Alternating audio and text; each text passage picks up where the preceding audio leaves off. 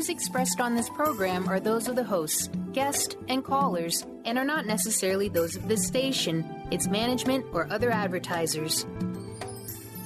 You're listening to Transformation Talk Radio.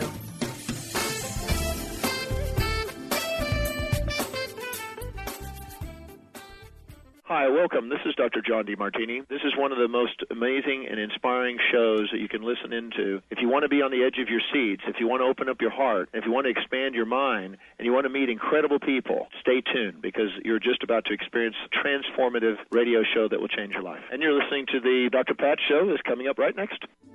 The following audio is via a Skype call. Welcome to the Dr. Pat Show. Talk radio to thrive by. Powerful, inspiring, and coming to you live, bringing you stories of people like you and me busting through and living life full out. Get ready to dare to wonder what your life would be like if you knew you could not fail. Oh my gosh, everyone, welcome. I want to welcome you to the Dr. Pat Show. I want to welcome you to Transformation Talk Radio. I want to welcome all of you to wherever you're listening, however you're listening. It's so great to be connecting with all of you. I want to give a shout out to Mr. Benny. Hey, Mr. B. What up, Dr. P? Hey, how you doing? Good. I be real good. We have a great show lined up right here. It's a great show. And, you know, it's so funny when I look at some of the really cool conversations we're having, and some days I just look at some of the folks that we get to talk with, and I'm just like, oh, I get this. I so get this. And, you know, today, my very special guest joining me here, Chef Rossi, I'm telling you, you know, New York City's wildest and most beloved anti-caterer. I love that. And so today, I'm so thrilled to be introducing all of you, not only to what Chef Rossi is all about, you know, but what is it that is going on with this? What is it that's going on with this that people are loving? What are folks really tired of right now when we're thinking about food? You know, so here we go. She is the most amazing person at coming to the forefront and saying, wait a minute. There's another way to look at this. There's another way to look at what we're doing with food. And it is amazing. She's the owner and executive chef of the Raging Skillet, a cutting-edge catering company known for breaking any and all the rules. Thank you. Thank you for that. She's earned a reputation as the one to call when it's time to do something different. And see, this is what we're sensing now. You know, we're really sensing that the old way of doing things, the way to come about things, is even food. It's just like not what people are looking for now. All of a sudden, we're popping into the world where folks are expecting us to be different. They're expecting us to show a little bit of our wild side as well.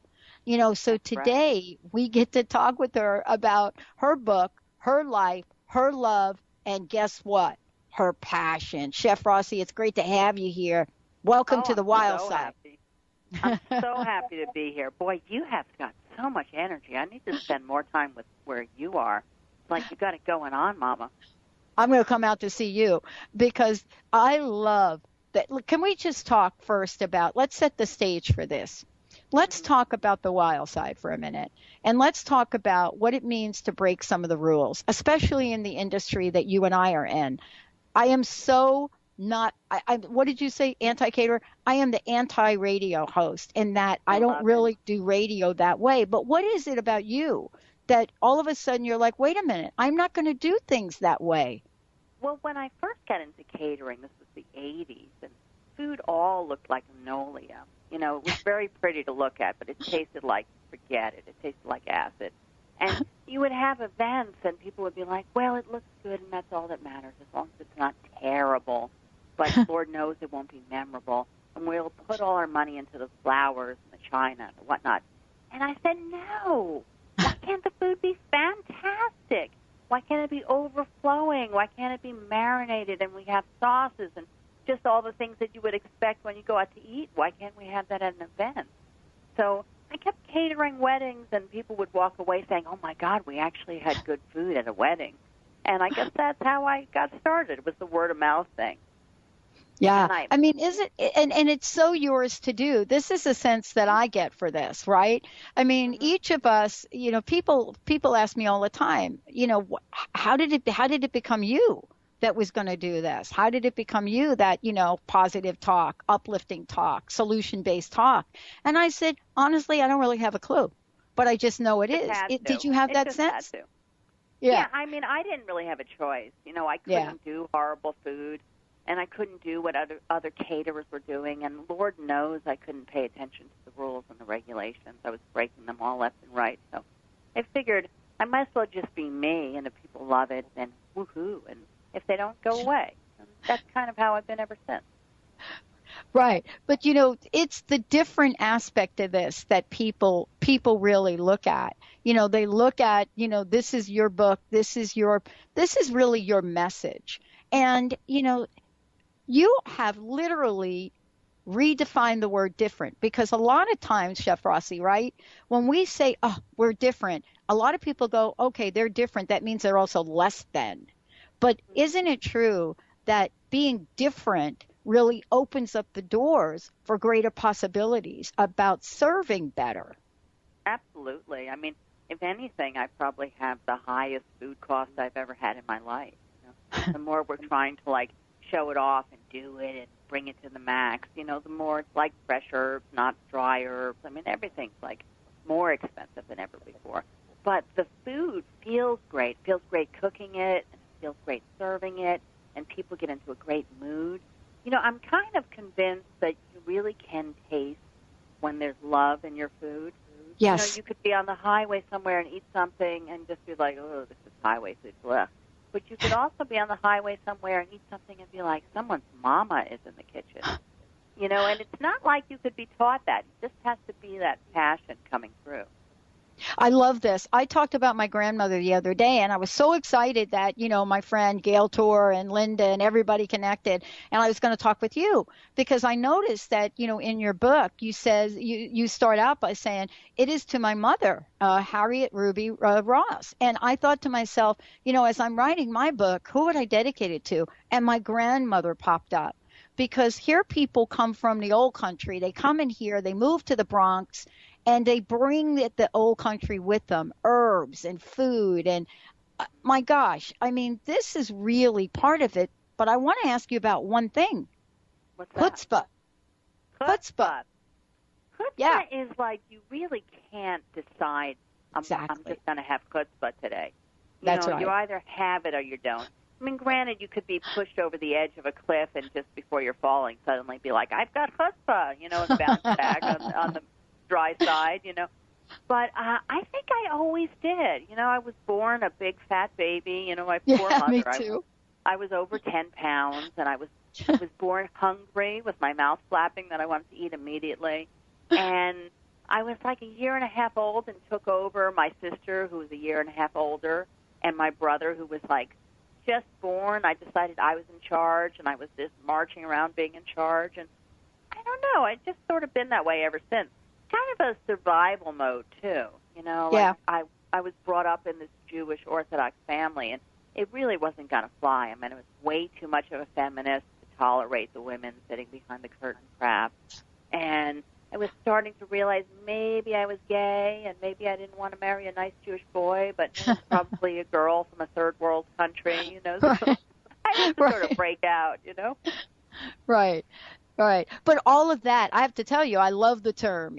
Growing up in the Bronx, I find the term chutzpah to be an endearing term. But yet It's so relevant to what you're doing and how you're doing it. Because, this is not the day and age where, the words coming out mean one thing. What that means is we're coming out to show the world who we are and how we are in service of bringing possibilities. And this is really what you're doing. I love the book because, many of us sit and we think, what do we want to say in the world and how do we want to say it?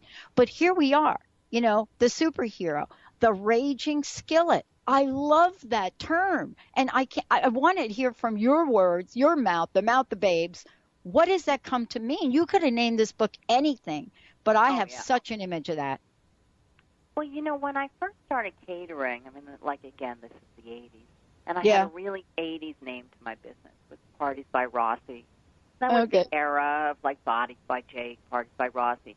People would call me up and they would say, "Can you make cucumber sandwiches on the Upper East Side?" I was like, "Oh, kill me now." And I was writing this food column called The Raging Flying Skillet for a magazine that just was in the coffee culture. And I was just sending in my piece on deadline, and suddenly I went, The Raging Skillet. Big light bulb over my head. And almost immediately changed the name of my company, and almost immediately the kind of calls I would get were you can make a performance piece out of them. Would I feed 2,000 people food that looked like vaginas? Hell yes. I am the vagina queen, Would I feed 200 people from a bathtub? Why not? So getting those kind of requests really helps the chutzpah thing.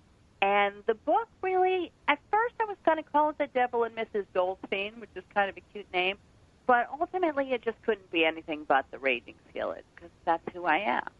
Exactly. And, we're going to take a short break when we come back. We're going to talk about what does the raging skillet mean for those of us that have probably lived in the state of bland or lived in the state of, dare I say it, you can't have this, you can't have that. And as my grandmother would be turning over in her grave now, watching some of the television chef shows where they say, don't put cheese on fish.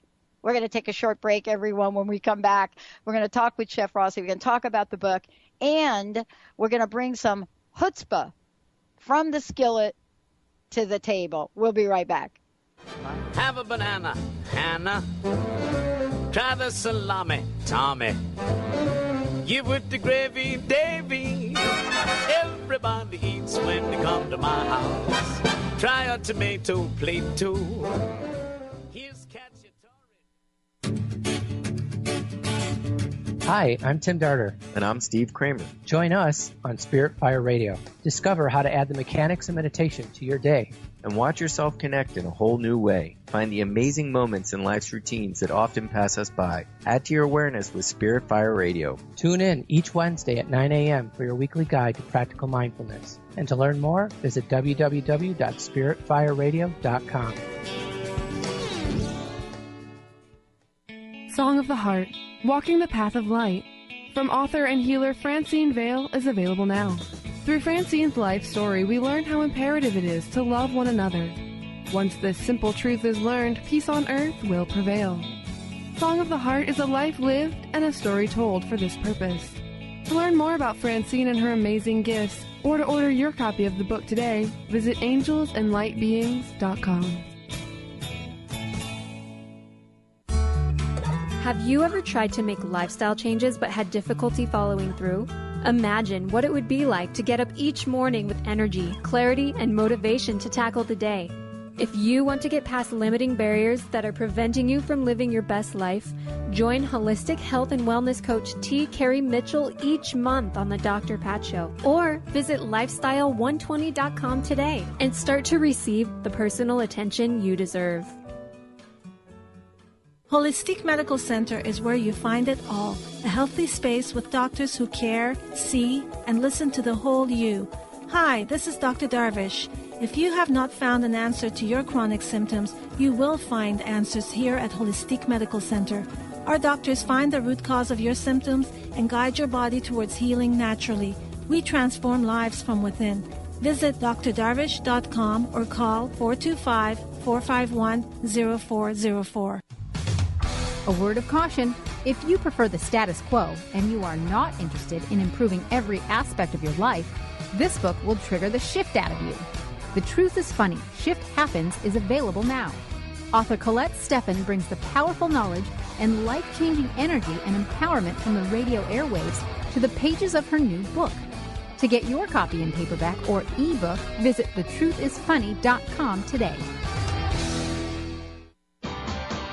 Sky Siegel co-hosts one of today's most popular psychic shows, Angels and Answers, with Artie Hoffman, as she communicates healing messages from the spirit world. These messages can be astounding, enlightening, and life-changing. Born with the God-given talent of inner guidance and the amazing ability to heal, Sky has healed thousands of people. Schedule a reading with Sky now. Call 908-500-1474 and visit skyofangels.com. Try a tomato plate too. Here's cacciatore, Dory. Taste the bologna, Tony. Everybody eats when they come to my house. Oh my gosh, taste the bologna, Tony. You're talking about my dad and my brother. That is exactly. What are we saying? Are the Tonys full of bologna? I hope not. Oh boy. My brother. Be a fight on I'm hands. just saying. Yeah, my brother is listening to this. I could hear my brother now. He's saying, you know what? I'm not a Tony. I'm an Anthony. Well, I think we're splitting hairs. Actually, I think we're splitting the Parmesan. So joining me here today, Chef Rossi. I'm telling you, for those of you out there, the book is called, and I just want to make sure all of you know, not only is she an amazing chef, but she is the author of the book that I referred to in the first segment. For those of you that are just tuning in, The Raging Skillet. Here, you ready? The True Life Story of Chef Rossi by Rossi. But what does this book say? And, Chef Rossi, we were talking about, the dedication of the book. But we're also talking about the passion and the purpose that actually went in to writing this. Tell us a little bit about your personal journey and the journey and the evolution that the book has taken on now. Well, I always tell people, they're like, oh, why don't you just do it in a year or knock it off in 2 years? I'm like, no, it took me 16 years to do this. I was like catering a wedding. I'd go home and write some notes, and catering another wedding. I'd go home and take some notes. It had like 33 rewrites, and really from beginning to end, it was about 16 years. So I'm like such an overnight sensation, right? I kind of think I could not have written the book if I didn't have to write the book. It wasn't burning inside me. It was even making deals with God. You can shorten my life. Just let me walk into Barnes & Noble and buy my book, please. Of course, now I'm talking to God and saying, I take it back. But my mother, while she was alive, I remember had published my first piece that I got paid for, and I was making fun of her for the microwave. And I mailed it to her. This was pre-internet. And she called me, and I thought maybe she'd be mad at me because I was making fun of her. And she said, no, Slava, I'm thrilled. You're immortalizing me. Promise to always immortalize your mother. And so here I am, immortalizing my mother. What can I say? Well, isn't that interesting that we do that? My grandma must be talking to me because I keep mentioning her, and then we're doing a show like this. But there's something to be immortalized. And I wanted to ask you about that because that's a sense I get in the book. There is an energy that's being passed to us. When I cook and I'm in the kitchen and I'm cooking and I'm doing my grandma's recipe, when I'm making her special meatballs, something happens to me, Chef Rossi. I get possessed, right? Don't you feel like this is part of this where you get to bring all of that forward to be different, to say, wait a minute, this might be different and it might be new, but in some ways, isn't it kind of the old, in a sense, of the way we were brought up? Sure, we're going back to the old to make the new.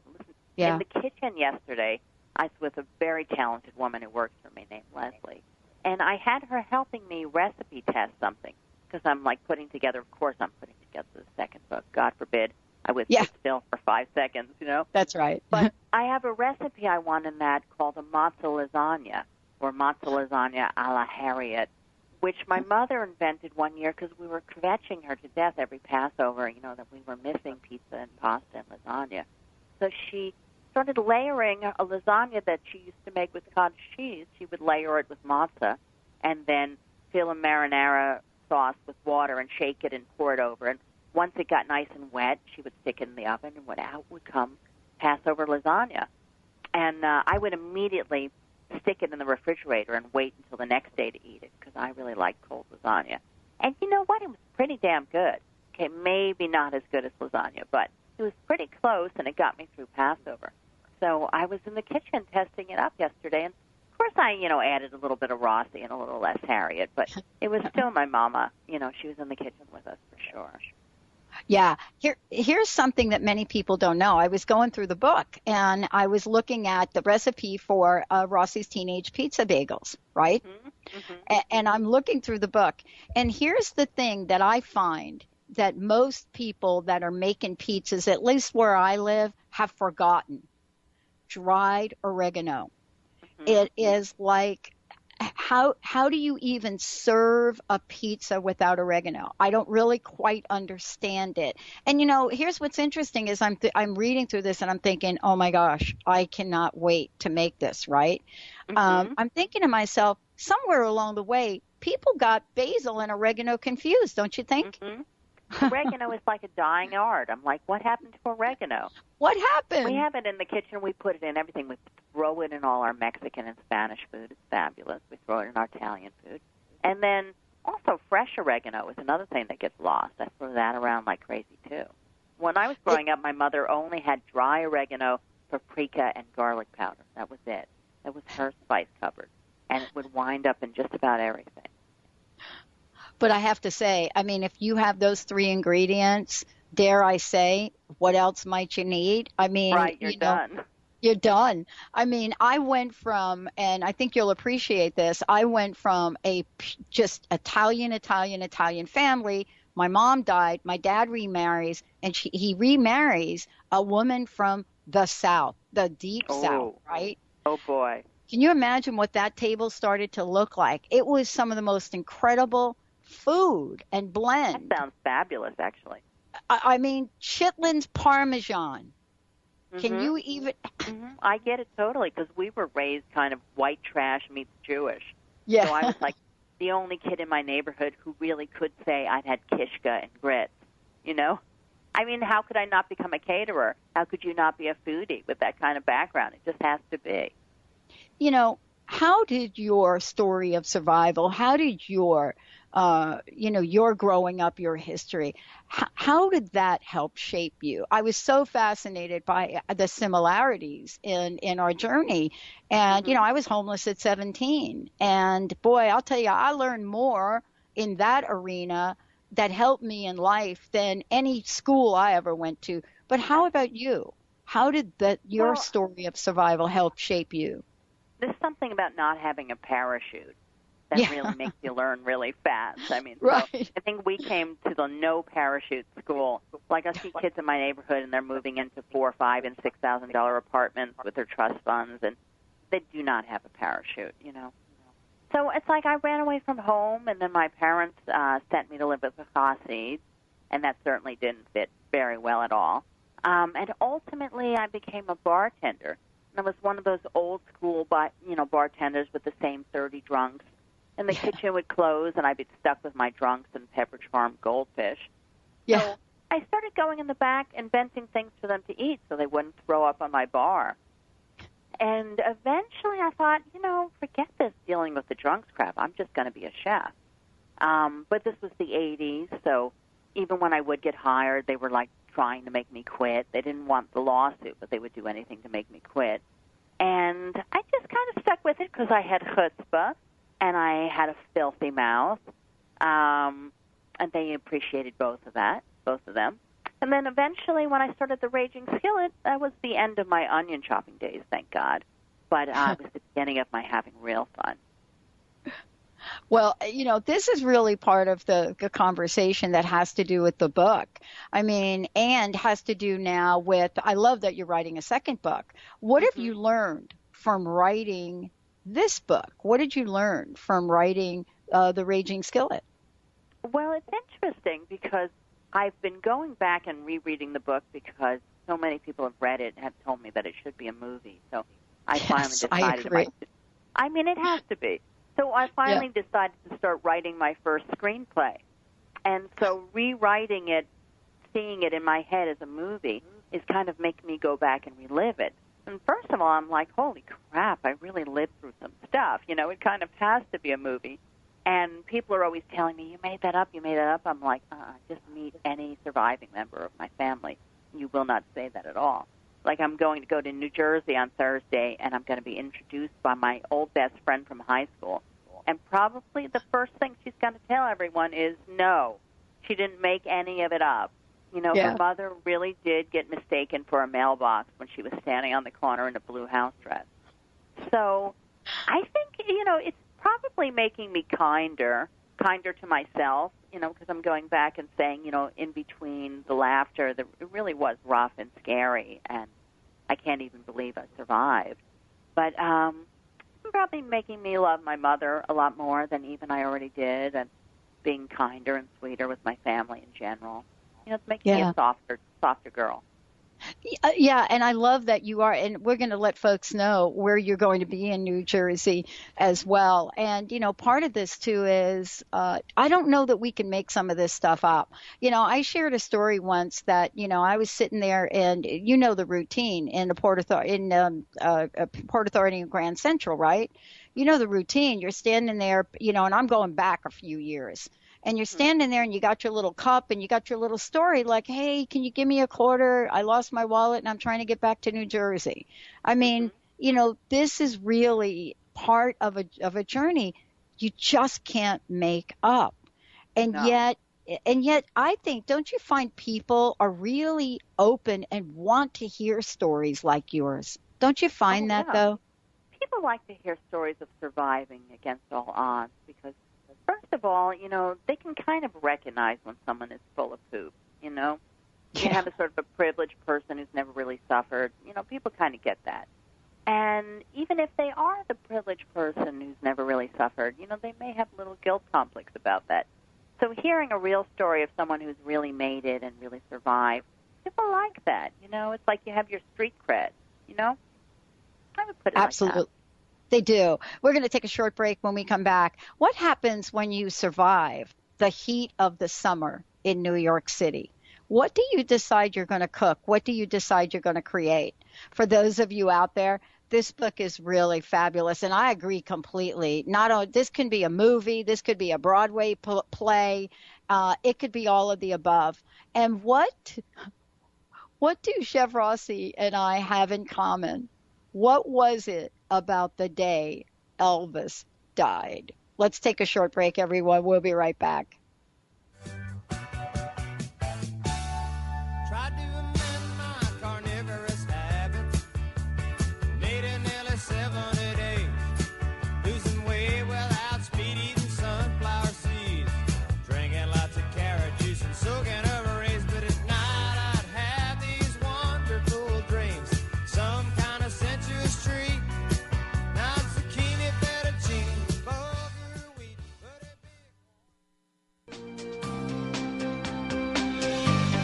Tune in to Sheer Alchemy with Leslie Fontaine on TransformationTalkRadio.com and get ready to stir up your passions, identify your blocks, and shift into an entirely new existence. Leslie Fontaine is a transformation catalyst and clairvoyant who uses her intuitive and energetic gifts to catapult listeners into living the life they were born to live. Whether it's shifting from scarcity to abundance, from emotional pain into joy, or from illness into health, Leslie will help you step into the true essence and power of all that you are with the help of the Ascended Masters and Archangels. You will not be the same. Visit TransformationTalkRadio.com for show dates and times and LeslieFontaine.com to say yes to explosive abundance. Are you ready for a radical shift in your way of being? Are you seeking a more deeply connected and fulfilling life? Awakened Living Radio is a show dedicated to helping you embrace a life filled with profound peace, connection, and happiness. TJ Woodward is passionate about helping you find your clarity, balance, and purpose. Join co-host TJ Woodward and Dr. Pat Basili on the first Monday of every month at 11 a.m. Pacific Time for Awakened Living Radio on TransformationTalkRadio.com. Join the Pacific Northwest EFT Tappers at the 6th Annual Tappers Gathering March 19th at Bastyr University in Seattle. You will learn EFT applications, forge a strong community, and share healing stories. The event raises money and awareness for EFT tapping scientific research. Net proceeds go to our 501c3 nonprofit to further prove the efficacy of EFT. Bring your cards and information for a fun and inspiring day of networking. Visit nwtappersgathering.com or call 360-661-6877. Are you ready to stop stress, anxiety, and low self-esteem from running your life? Join award-winning author Dr. Friedemann Schaub for Empowerment Radio and learn breakthrough solutions to switch out of survival mode and approach every day with great ease, joy, and purpose. Tune in the first and third Wednesday at 11 a.m. Pacific to Empowerment Radio with host Dr. Friedemann Schaub on Transformation Talk Radio. Visit thefearandanxietysolution.com to learn more. Get into it for 2016. Do you want more prosperity, clarity, energy, and balance in your life?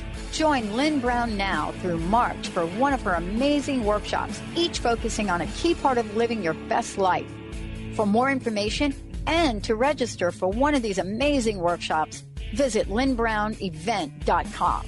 That's lynnbrownevent.com. And get into it this 2016 with Lynn Brown.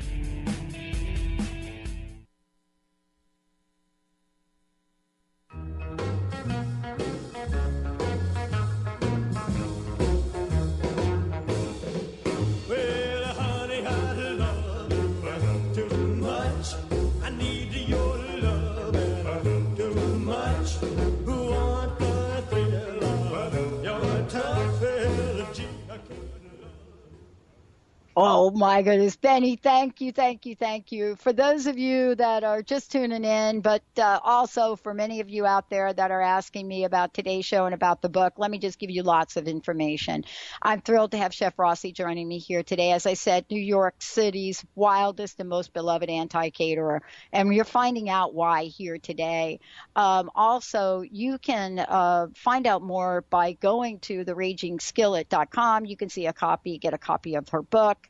And for those of you that are wondering, okay, where is Chef Rossi going to be? As we've mentioned before, on the 10th, she's going to be in River Road Book in Fairhaven, New Jersey. And then in April, you're going to L.A., is that right?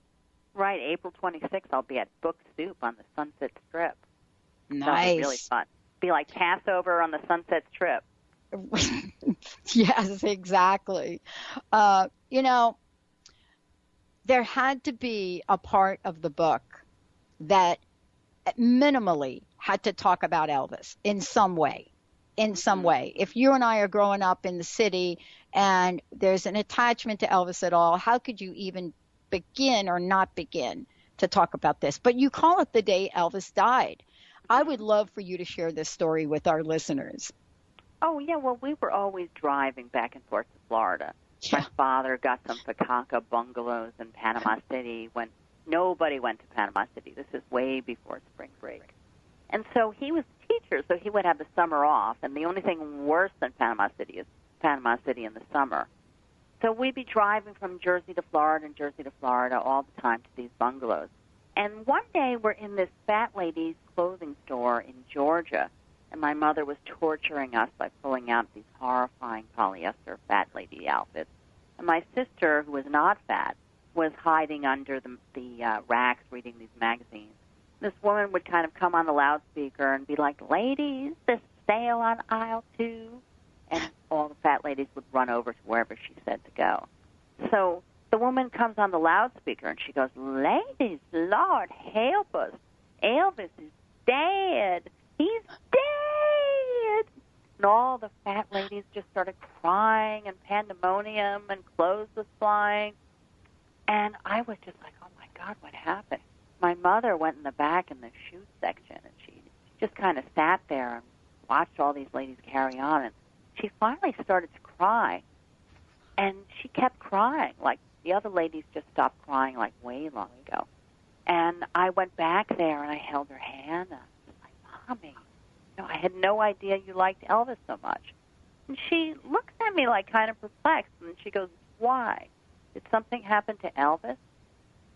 And it was just like, there I was the day Elvis died, having this very bizarre experience with my mother in Georgia.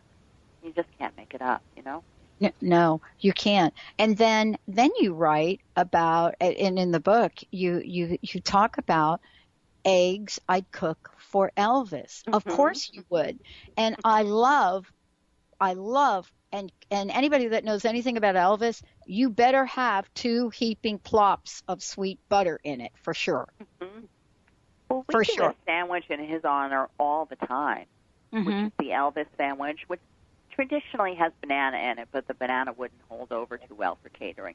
But we do a peanut butter and crispy bacon sandwich that we cut into little triangles, and we love to pass it like as if we're passing beluga caviar, like it's the most expensive thing imaginable. And out we come with the little Elvis sandwiches, and people go nuts for it. It like kind of even gives a shrimp competition. Yeah. I want to ask you, if you look back now at, and for those of you out there, the book is fabulous. It takes you on a journey. And as you're going on this journey and you relate to this, right? Because I am so going to be on that egg recipe. But as you relate to this, you start to look at some of the ingredients that have gone in to some of the food here and some of the things you've created. And I wanted to just ask you, what has been, if you could think about, a couple of aha moments that you've had along the way to being Chef Rossi, what would be your top 3? Well, I think being in the restaurant business probably prepared me, because that was a terrible combination of high stress and boredom. So we're doing the same menu day after day after day, and we're like, oh, time to make the swordfish. Remember that Dunkin' Donuts commercial? Time to make the donuts. And even if we're feeding 1,000 people a day, we're doing the same thing over and over again. So I was just sort of living for the salad special or the pasta special or something remotely different. So what I did when I started my catering business was I decided right then and there to have every menu we ever do written to order. So that way, every time I come to work, it's a different menu, and everyone's excited. And granted, they go on my website and they fall in love with things that we're kind of famous for. But for the most part, it's a new menu every time, and no one ever gets stagnant and no one ever gets bored. And the word is out to whatever your guilty pleasure is, like this is a place to call. And whatever your multi-ethnic thing is, this is a place to call. So a Jewish bride and Jamaican groom, they can come over here and have jerk chicken on latkes. Why not? Yeah. Rules are kind of like a fabulous thing to break. That was probably my biggest aha moment, was to look at rules as just something to break, and not be imprisoned by them. And, part of this, too, is now, we are completely infatuated, aren't we, right now in this country with, the food anything. What do we have? 2 or 3 major food networks out in the world. And the people that are showing up at these food networks, they're not traditional. They're not like you think, Francois in the kitchen, knocking out some French recipe. They're the hamburger and sandwich guy. Or, there are people that we're looking at and saying, you're more like me.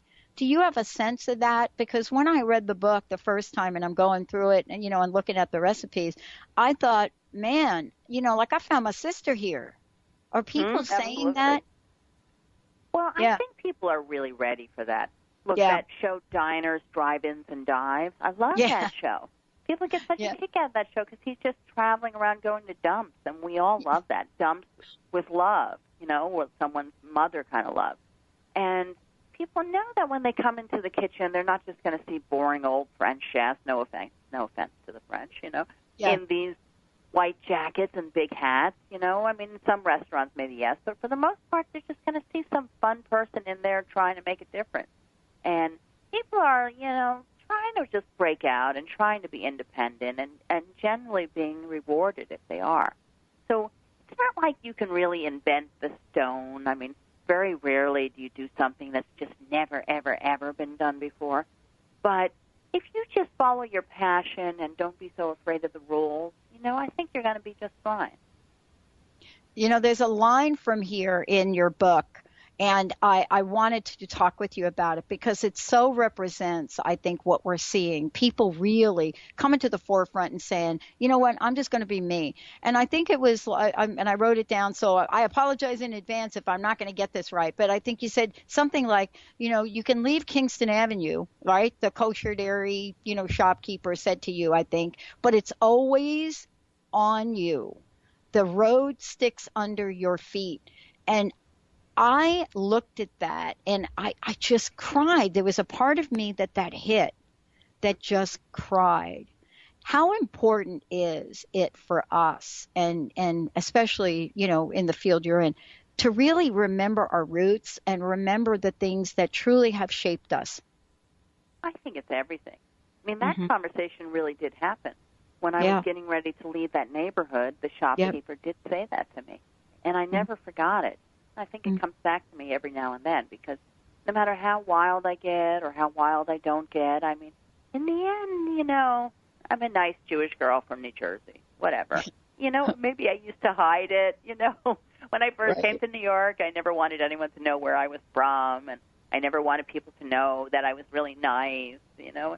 Oh, now I don't care. It's that, like, you know, turning 50 thing, you know, the one the Sykes talks about, you know, women over 50 don't give a boop, you know. That's me. I don't care. Yep. So what? I like Barbra Streisand. I'm Jewish. I was born in New Jersey. So what? So what? Sue me. Whatever. I like it. Me. And, you know, for those of you out here, there is something that I think many of you, at least listening to the show, you've heard me talk about Entenmann's. And this is what I want to say. We're going to take a quick break. When we come back, what is it about Entenmann's that has stayed in the cells of our body? What is it that when, for example, when you come to Seattle, you've got to eat the salmon, you've got to eat the crab. When you go to New York, what are you going to eat? You're going to eat the hot dog from the street, and you're going to look for Entenmann's blackout cake. Let's take a short break. When we come back, how does Entenmann's become a soundbite for just yummy? Stay tuned. We'll be right back.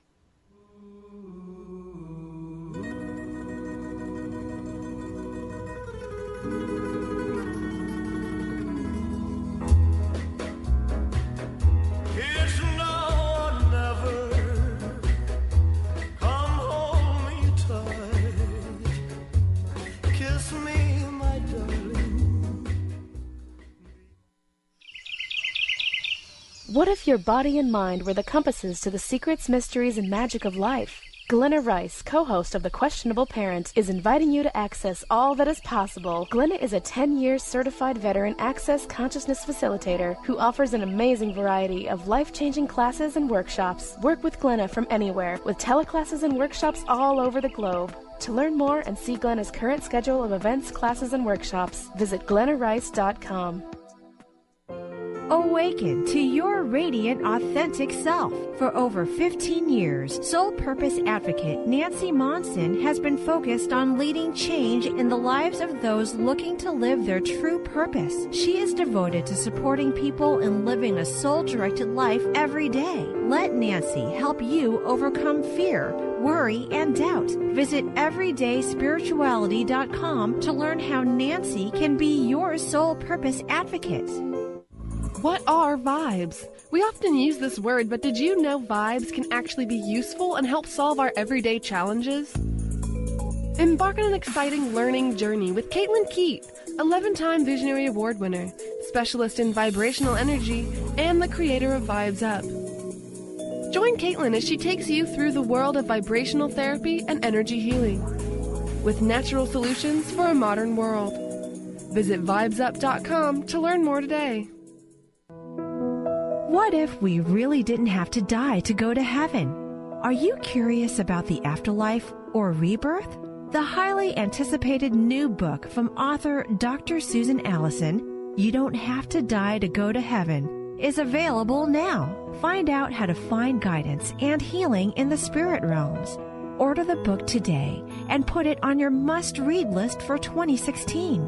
Visit drsusanallison.com to learn more. Can you keep your lifestyle in retirement? It's a question people often wonder about. Ask Ameriprise financial advisor Jeff Packman about the new Confident Retirement Approach. You and Jeff can break down retirement planning step by step to get the real answers you need. Call Jeff Packman, financial advisor, today at 425-453-0272. Office is located at 601 108th Avenue Northeast, Suite 1800, Bellevue, Washington, 98004. The Confident Retirement Approach is not a guarantee of future financial results. Investment and advisory products and services are made available through Ameriprise Financial Services Incorporated, a registered investment advisor. Ameriprise Financial Services Incorporated, member FINRA and SIPC. Almost everyone at some time in their lives ask themselves, what am I? Most of our questions are ego-generated and simply don't address the problem of our false self. It's time to relax your ego and embody your soul. Dr. Dan Cohen, neurologist, inventor, and author, has created tools to awaken a new way to transform from who you thought you were into what you truly are. Visit toolstoawaken.com today.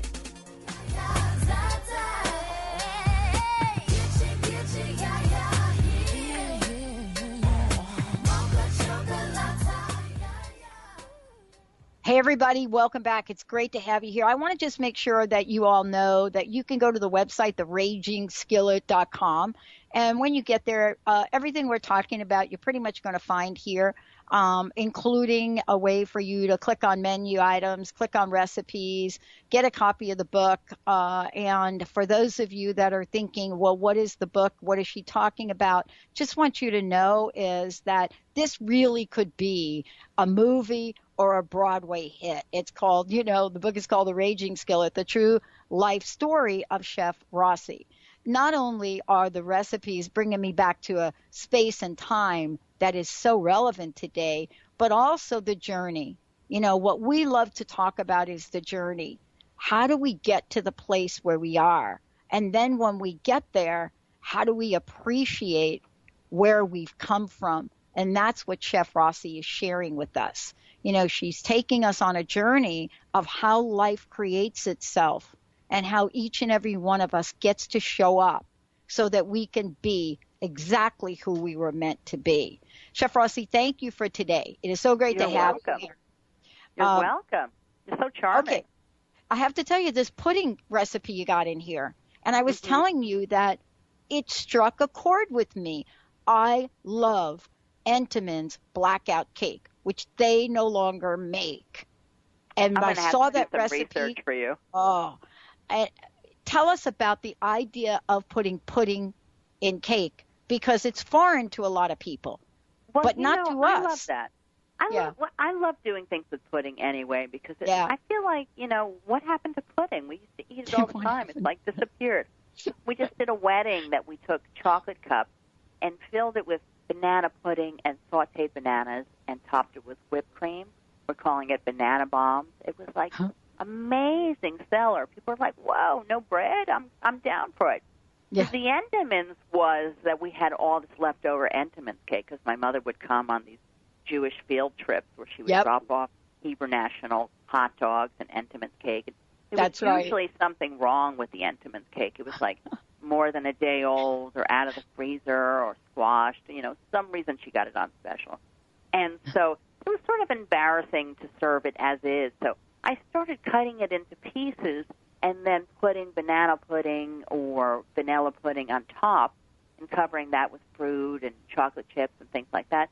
And I would kind of make a gourmet dessert out of it. At least gourmet for me at that point in my life. People were like, whoa, But the truth of the matter is, if I served it right now, people would still be like, whoa, banana pudding or vanilla pudding on an Entenmann's cake is pretty whoa. And, now I might make the pound cake, maybe not, maybe yes, I don't know. But also Entenmann's makes a great French toast, worth trying at home, definitely. Yeah, and here's the thing that I want to share about this, right? Because this is something that we're not talking about. What I'm really struck by is how robust the recipes are. So when I'm talking about Entenmann's blackout cake, and you guys go Google it, I will tell you that don't pay attention to any of the pictures that you see where the chocolate looks like milk chocolate. No, Entenmann's blackout cake has minimally 2 layers of this pudding filling and a layer on the top, And we are talking thick.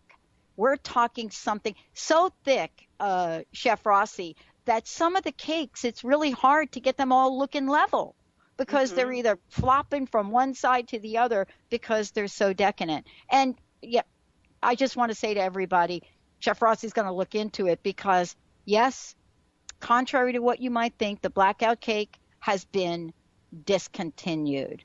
But maybe we can have a comeback on this. What do you think, Chef Rossi? Yeah, look, they brought Twinkies back, right? Yeah. People weren't having it. When Twinkies was going under, they were like, hell no, we won't go. So why not? But I'm going to look into it for you. We like a good challenge.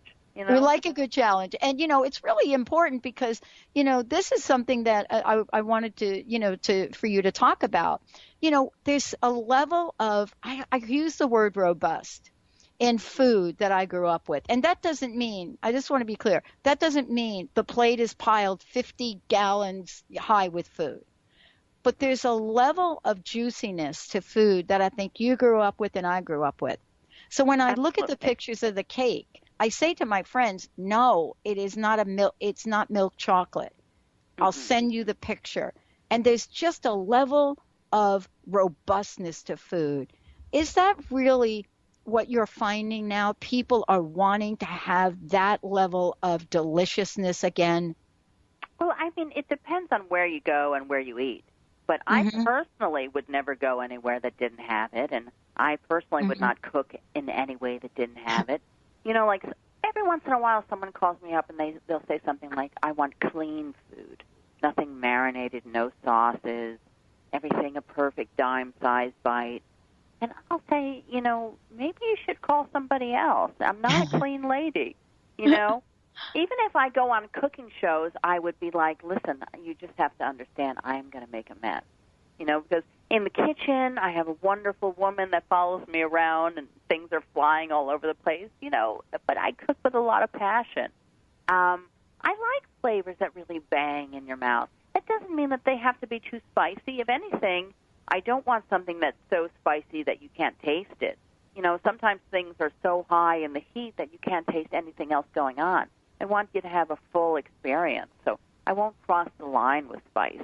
If they want me to cross the line with spice, I'll do it, but I prefer to do the spicy sauce on the side because I want my food to really sing, and then they can try it. If I do a beef, I want it to marinate for 2 or 3 days, and I want the outside to be crusted and the inside just to, it has this whole process. It's like bringing up a small child.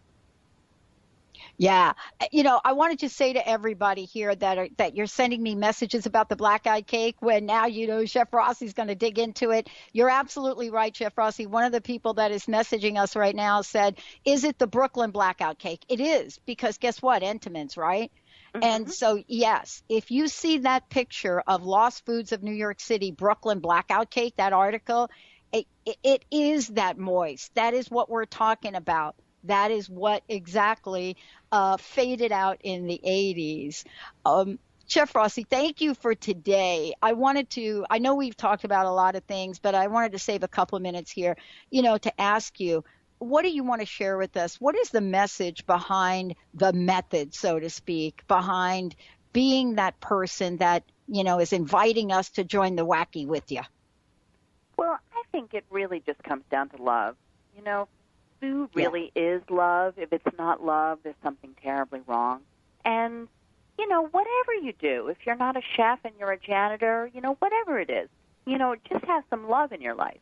It really does show. People really can tell. I mean, I've given money to women at toll booths on I-95 who had enormous love for their job. They told me hello and goodbye, and I was like, how does she do that smiling? It's got to be the worst job in the world. But I left feeling enchanted. So when people eat something, I really do think they walk away knowing if there was a little bit of love happening. And also, they can walk away knowing if there was a little bit of sex happening. So it's not so bad to be turned on also while you're cooking. Yeah, no kidding. No kidding. Wow, thank you for today. And, I love this. The best job I had, except for the one I have now, was selling hot dogs from a hot dog cart. I loved it. I used my grandma's Italian onion recipe. I knew everybody's name, and I would never serve people a gray hot dog. So thank you for including hot dogs in your book. Thanks, Chef Rossi. Thank you so much. Awesome. Hey, everybody. Like I said before, The Raging Skillet, you can find out lots about Chef Rossi. And again, if you want to catch her in New Jersey, we've got a post up on our website at the Dr. Pat Show. And don't forget to get a copy of the book. I mean, it is an amazing journey that you'll take to find out what life could be and how you say yes to showing up as you. And boy, I'm telling you, try the swordfish. We're going to take a short break, everybody. We'll be right back.